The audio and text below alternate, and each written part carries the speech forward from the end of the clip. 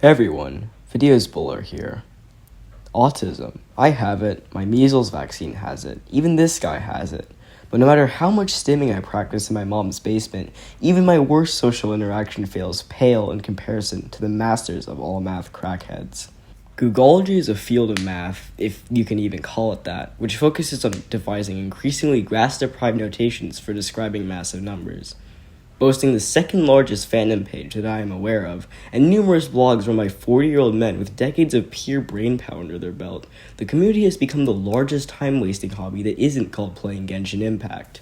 But how does one get sucked down this seemingly bottomless pit of mathematical madness? I'll tell you why. It's this. We've all thought about big numbers when we were young, but going too large gets unwieldy to write down or even think about rather quickly.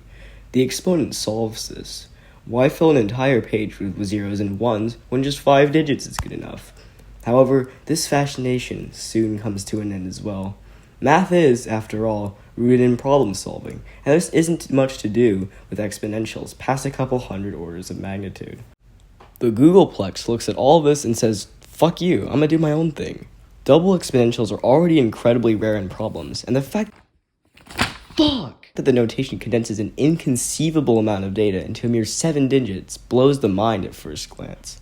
It's cool to look at as a complete departure from what made math so useful to our species, but that's all it is, a party trick. If you want to go any further than this, you'll end up with a lobotomy. All of that being said, we're not done with exponentials yet. We've all learned that exponentiation is repeated multiplication, and that multiplication is repeated addition. Both multiplication and addition are commutative and associative, and this parity of properties means that you can think of the power as converting from addition to multiplication. Similarly, subtraction becomes division, and multiplication becomes its own power, as division becomes its own root. Then we have the logarithm. As the inverse of the exponential, it converts multiplication to addition, division to subtraction, and so on. So let's try out all these awesome properties on our favorite number equal to 10 to the power of 10 to the power of 100. Oh yeah, you can't. This brings us to 4 to the power 4 to the power 4 to the power 4. You can actually simplify this using all of our rules we just talked about. Since power towers are evaluated from top to bottom, it only makes sense to start there. 4 to the power 4 is equal to 256, but 4 to the power of 256 is already far too big to neatly write down. This is where our first exponential property comes in. 4 is equal to 2 squared, and we can turn this messy exponent into multiplication as I've shown you. Finally, we can do the same for this 4. However, this still needs one more step. 2 is also equal to 2 to the power of 1, and now we can convert this multiplication into addition. Wow, that brings my little PNG in the corner so much happiness. The story gets personal too. When I first arrived at this simplification, I was genuinely impressed with myself. I hadn't seen such a simple-looking problem incorporate so many cool math properties before. And, we're not done yet.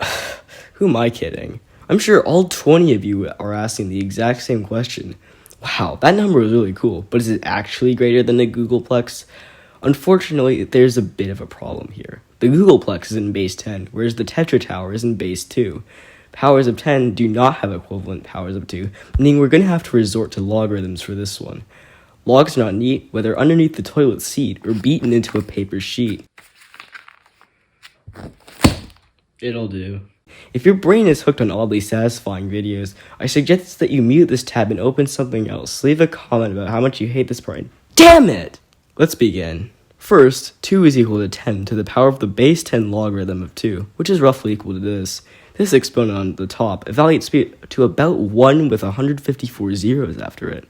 This multiplication is a little bit trickier. By the way, 2 is equal to 10 to the power of 10 to the power of the base 10 logarithm of the base 10 logarithm of 2. That's useful. Finally, we can use the addition property of exponents to get this approximation. Dang, so the thumbnail wasn't lying. But how much bigger is the Tetra Tower? Well, it's misleading. Double exponential functions, the only tangible way to represent these numbers, grow so fast that any normal metric for comparing numbers is completely useless, just like the snake inside my pants.